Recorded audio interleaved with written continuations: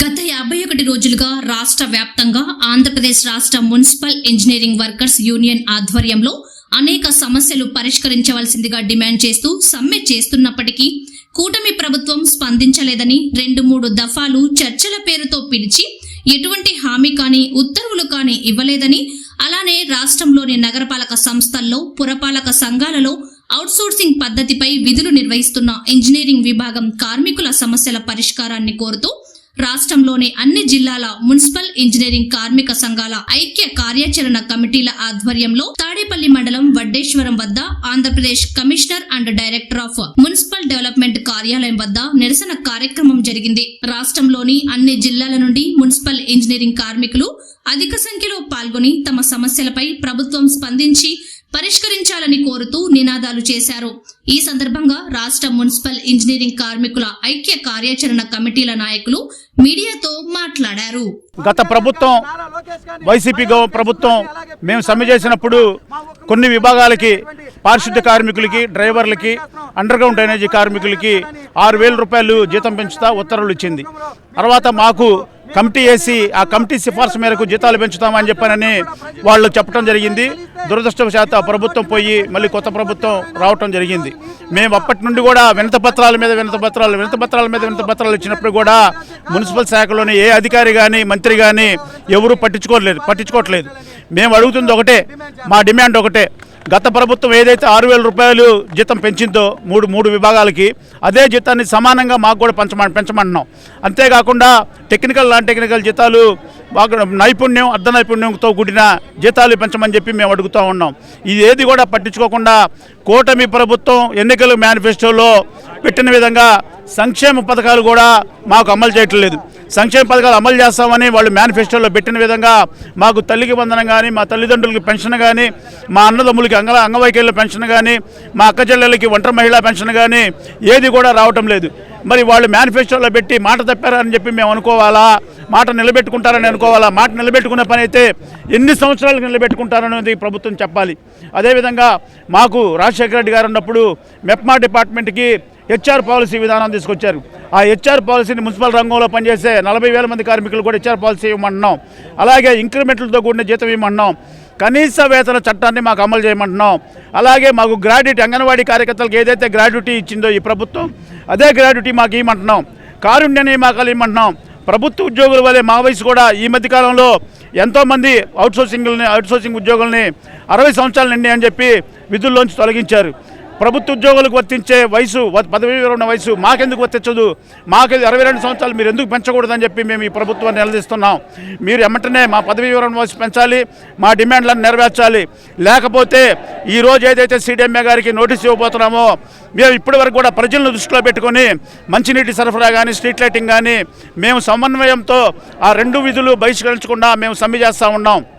రేపటి నుంచి street lighting 28వ తారీఖు నుంచి రాష్ట్ర వ్యాప్తంగా మొత్తం ఒకే రోజు స్ట్రీట్ లైటింగ్ ఆపేస్తాం. 30వ తేదీ నుండి మొత్తం ఒకే రోజు మంచినీటి సరఫరా ఆపేస్తాం. దీనికి గనక ప్రజలు కనుక ఇబ్బంది పడితే మాది కాదు బాధ్యత, మా కార్మిక సంఘాలది కాదు బాధ్యత, మా కార్మిక నాయకులది కాదు బాధ్యత, ప్రభుత్వమే వహించాలని చెప్పి నేను ప్రభుత్వానికి తెలియజేస్తూ ఉన్నాను. ప్రధానంగా AP municipal engineering workers union రాష్ట్ర వ్యాప్తంగా 52 రోజులుగా నిరవధిక సమ్మెకు పూనుకోవటం జరిగింది. దాంట్లో భాగంగానే పరిస్థితులన్నీ కూడా తారుమారైనటువంటి పరిస్థితిగా రాష్ట్రంలో ఉన్నటువంటి గవర్నమెంట్ ఏదైతే ఉన్నదో దాన్ని ఇదిగా చేయటం వల్ల మేమందరం కూడా జేఏసీగా ఏర్పడి గుంటూరులో ఉన్నటువంటి సంఘం కానీ, అలాగే విశాఖపట్నంలో ఉన్నటువంటి సంఘం కానీ, అలాగే భీమవరంలో ఉన్నటువంటి స్వతంత్ర సంఘాలుగా మేమందరం కూడా కలిసి జేఏసీగా ఏర్పడటం జరిగింది. దీంట్లో భాగంగానే మరి మమ్మల్ని 52 రోజులు బట్టి కూడా సమ్మె చేస్తూ ఉంటే ప్రభుత్వాలు చర్చలకు పిలిచి చూస్తాను అనేటువంటి పరిస్థితి.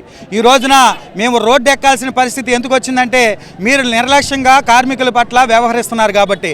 గతంలో ఉన్నటువంటి గవర్నమెంట్ ఏదైతే ఉన్నదో వైసీపీ గవర్నమెంట్, ఆ గవర్నమెంట్లో 2024 సంవత్సరంలో మరి అందరికి కూడా హెల్త్ ఎలివెన్స్ అని ప్రకటించడం జరిగింది. దాన్ని క్లీన్ ఎన్వైరన్మెంట్గా పారిశుద్ధ కార్మికులకి, అలాగే వెహికల్ డిపోల మెకానికల్కి, అలాగే సుందరీకరణ చేసేటటువంటి పార్కుల్లో చేసేటటువంటి టాయిలెట్ క్లీనర్కి మాత్రమే 6,000 రూపాయలు రిస్క్ ఎలివెన్స్గా ఇవ్వటం జరిగింది. మాకు కూడా మేము ఉన్నటువంటి కార్మికులు 14,000 మంది ఇంజనీరింగ్ కార్మికులు ఉంటే మాకు కూడా రిస్క్ ఎలివెన్స్ మేము అడుగుతా ఉన్నాం. మాకు పెంచడానికి మీకు ఏంటి ఇబ్బంది అని మేము అడుగుతా ఉన్నాం. మేము ఆ విద్యుత్ తుఫాన్ టైంలో విశాఖపట్నంలో మా కార్మికులు కాదా మేము పనిచేసిందని మేము డిమాండ్ చేస్తూ ఉన్నాం. అదేవిధంగా మొన్న విజయవాడలో వరదలు వస్తే మా కార్మికులు కాదా పనిచేసిందని అడుగుతూ ఉన్నాం. నీటి సరఫరా, వీధి దీపాలు, అలాగే ఉన్నటువంటి వెహికల్ డిపోలో మెకానికులు, పార్కులు, అనేక విభాగాల్లో ఉన్నటువంటి 28 రకాల రంగాల్లో ఉన్నటువంటి కార్మికులందరూ కూడా 52 రోజులు మట్టి నిరవధిక సమ్మె చేస్తూ ఉంటే ప్రభుత్వానికి నిమ్మక నేరెత్తినట్టుగా కనిపిస్తా ఉందని మేము డిమాండ్ చేస్తూ ఉన్నాం. చంద్రబాబు నాయుడు గారిని, అలాగే ఉప ముఖ్యమంత్రి వారిని కూడా, అలాగే పి నారాయణ గారిని ఈ సభాముఖంగా మేము డిమాండ్ చేస్తూ ఉన్నాం. మా న్యాయమైన డిమాండ్లు హెల్త్ ఎలివెన్స్ మాకు ఇవ్వాలి, జీవో నెంబర్ ప్రకారం కూడా మాకు జీతాలు పెంచాలి, ఆ పైబడినటువంటి 15,000 ఉన్న కార్మికులకి 21,000 చేయాలి, 18,500 ఉన్న కార్మికులకి 24,500 రూపాయలుగా చేయాలి, తర్వాత టెక్నికల్గా నాన్ టెక్నికల్గా పరిగణనలో తీసుకోవాలని మేము ప్రభుత్వాన్ని డిమాండ్ చేస్తూ ఉన్నాం. ఇప్పుడు 15,000 తీసుకుంటున్నటువంటి మాకు మరి సంక్షేమ పథకాలు, అమ్మఒడి లేదు, అలాగే మాకు ఇచ్చేటటువంటి పెన్షన్లు కూడా పోయినటువంటి పరిస్థితి, రేషన్ కార్డులు కూడా తీసేసినటువంటి పరిస్థితి. దీంతో మేము 6,45,000 రూపాయలు 4 సంవత్సరాలుగా మేము నష్టపోయినటువంటి పరిస్థితి కనిపిస్తూ ఉంది. దయచేసి ఈ ప్రభుత్వంలో ఉన్నటువంటి మరి రాష్ట్ర ముఖ్యమంత్రి వారు 1999లో ఏదైతే మీరు తీసుకొచ్చారో కాంట్రాక్ట్ వ్యవస్థని, ఆ వ్యవస్థని మేము మరి మాకు బలంగా మాకు చేకూడే విధంగా మాకు జీతాలను పెంచి చేస్తారని మేము డిమాండ్ చేస్తూ ఉన్నాం. మరి వెంటనే తక్షణమే ప్రభుత్వం మా డిమాండ్లు, న్యాయమైన డిమాండ్లు కూడా తీర్చాలని అడుగుతున్నాం. హెచ్ఆర్ పాలసీని కూడా ఇమ్మని అడుగుతున్నాం. అలాగే మమ్మల్ని అందరినీ కూడా పర్మనెంట్ చూపిస్తుంది కాబట్టి మాకు టైం స్కేల్ కూడా ఇమ్మని అడుగుతున్నాం. అలాగే వయో పరిమితి పర్మనెంట్ కార్మికులకి 60 సంవత్సరాల నుంచి 62 సంవత్సరాలకు ఏదైతే పెంచున్నారో అది కూడా మాకు కూడా పెంచమని అడుగుతున్నాం. ఇవన్నీ కూడా గొంతుమ కోరికలు కాదండి, న్యాయమైన డిమాండ్లు. ఇప్పుడు సామాన్యంగా పప్పులు, ఉప్పులు, నూనెలు, కరెంటు బిల్లులు, అలాగే ఇంటద్దులు కూడా, పెట్రోల్ ధరలు అన్నీ కూడా పెరిగిన ధరలకు అనుగుణంగా మీరు ఏదైతే ఉందో కనీస వేతనం ప్రకటించమని అడుగుతున్నాం. మేము 14,000 కార్మికులం అండి, అవుతే 2,00,000 కోట్లు, 200 కోట్లు అవుతుంది. దానికి మీరు ఎమ్మెల్యేలుగా ఉన్నటువంటి ఒకసారి ఎమ్మెల్యే చేస్తే ఒక పెన్షన్ తీసుకుంటున్నారు, 2 సార్లు ఎమ్మెల్యే అయితే 2 సార్లు పెన్షన్ తీసుకుంటున్నారు. మీరు తీసుకుంటానికైతే రాత్రికి జీవోలు వస్తున్నాయి, కానీ మాకు 15,000 రూపాయలతో మీరు ఒక్కరోజు గడిచి చూపించమని అడుగుతున్నాం. మీరు ఒక్కరోజు మా 15,000 రూపాయలతో మీరు ఒకసారి మీ కుటుంబాన్ని పోషించుకొని చూడమని అడుగుతున్నాం. దయచేసి మాది ఆవేదన, ఆక్రోధన తప్పితే వేరేది కాదు. ప్రభుత్వాన్ని ఇబ్బంది పెట్టాలనేది కాదు, ప్రజల్ని ఇబ్బంది పెట్టాలనేది కాదు. ఫ్యూచర్లో మరి రేపు నుంచి స్ట్రీట్ లైట్లు ఉన్నటువంటి రాష్ట్ర వ్యాప్తంలో కార్మికులు స్ట్రీట్ లైట్లు ఆపేయడం జరుగుతుంది. అలాగే 30వ తారీఖు అర్ధరాత్రి నుంచి సోమవారం నుంచి కూడా మరి నీటు బంద్ చేయడం జరుగుతుంది. దయచేసి ప్రభుత్వంలో ఉన్నటువంటి అధికారులు కూడా స్పందించాలి, మమ్మల్ని వెంటనే చర్చలకు పిలవాలి. మా న్యాయమైనటువంటి కోరికలు ఏదైతే ఉన్నదో ఈ కోరికలను కూడా మీరు తీర్చాలని ప్రభుత్వాన్ని ఈ మీడియా ముఖంగా చంద్రబాబు నాయుడు గారిని, అలాగే పవన్ కళ్యాణ్ గారిని, లోకేష్ గారిని, కేశవులు గారిని, అలాగే నారాయణ గారిని కూడా, సిడిఎంఏ గారిని, ఎంఏడిని కూడా మీ సభాముఖంగా మేము డిమాండ్ చేస్తూ మా న్యాయమైన డిమాండ్లు నెరవేర్చాలి, తక్షణమే సమ్మె విరమిస్తామని మేము ప్రకటిస్తా ఉన్నాం మీడియా పరంగా. మేము పని చేయబట్టి కూడా 17 ఏళ్ళు 18 ఏళ్ళ తరబడి పనిచేస్తున్నాము. ఆ రోజు నుండి ఈ రోజు వరకు కూడా మమ్మల్ని ఇంకా మేము కాంట్రాక్ట్ వాళ్ళమని చెప్పి లేబర్ కూలీ అని చెప్పేసి మనల్ని ఈ విధంగానే గుర్తిస్తుంది. మాకు ప్రభుత్వ సంక్షేమ పథకాలు ఏవి మాకు వర్తించడం లేదు. అమ్మఒడి కావచ్చు, విద్యా దీవెన కావచ్చు, తర్వాత ఇంకా విద్యా పెన్షన్లు కావచ్చు, మా తల్లిదండ్రులకు పెన్షన్లు కావచ్చు. మేము ఏదైతే ఆప్కాసు మీరు గవర్నమెంట్ అని చూపిస్తుందని చెప్పేసి మాకు సంక్షేమ పథకాలు కంప్లీట్గా తీసేసినారు. మమ్మల్ని గవర్నమెంట్ ఉద్యోగులుగా మీరు సంక్షేమ పథకాలకైతే గుర్తించినారు, కానీ మాకు జీతాల విషయంలో మాత్రం మమ్మల్ని గుర్తించలేదు. మేము 13,000 రూపాయలకే పనిచేస్తున్నాము. 17 ఏళ్ళు 18 ఏళ్ళ నుండి మేము 13,000 రూపాయలకి మేము పనిచేస్తున్నాము. కాబట్టి మాకు సమాన పనికి సమాన వేతనము ఇవ్వాలని కోరుతున్నాము. సంక్షేమ పథకాలు అమలు చేయాలని కోరుతున్నాము. మాకు సమాన పనికి సమానం ఇచ్చేదాకా ఈ పోరాటం అయితే మేము ఆగమని చెప్తున్నాము. మాకు సంక్షేమ పథకాలు కానీ, అమ్మఒడి కానీ, వితంతు పెన్షన్లు కానీ ఏవి కూడా జగన్ పరిపాలనలో తీసేసాడండి. మాకు ఇవన్నీ రావాలని మేము కోరుకుంటాం. మా డిమాండ్ అండి. పార్కులు, పచ్చదనం, డివైడ్లు, వాటర్ ప్లాంటింగ్ ఇవన్నీ చేయాలంటే మేము ఎంతో కష్టపడి ఈ 15 ఏళ్ళతో మేము పిల్లల్ని పెంచుకోవాలంటే చాలా కష్టపడుతున్నామండి.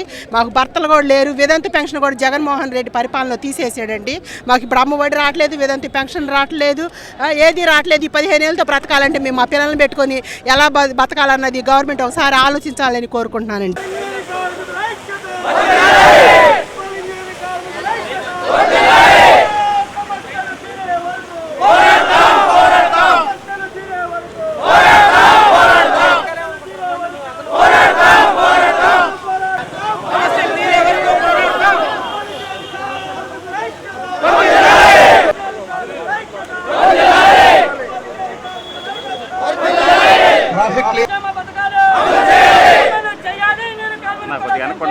కోరుకుంటున్నాను. మీరే తీసుకోండి.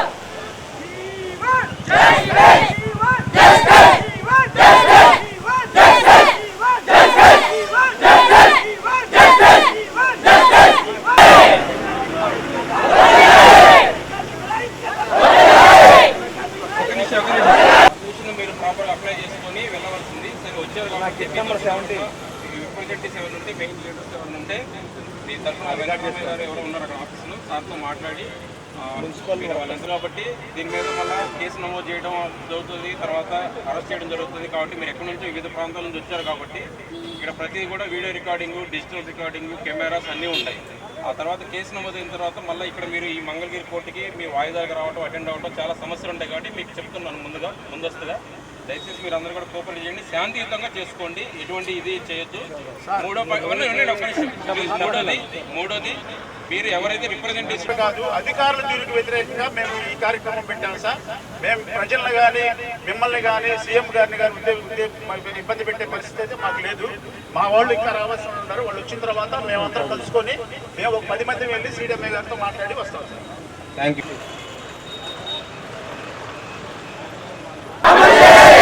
సంక్షేమ పథకాలను కారుణ్య నియామకాలను హెచ్ఆర్ పాలసీను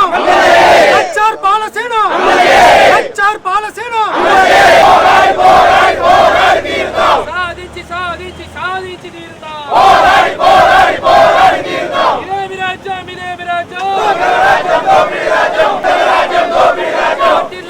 కార్మిక నాయకుడా, కార్మిక నాయకుడా,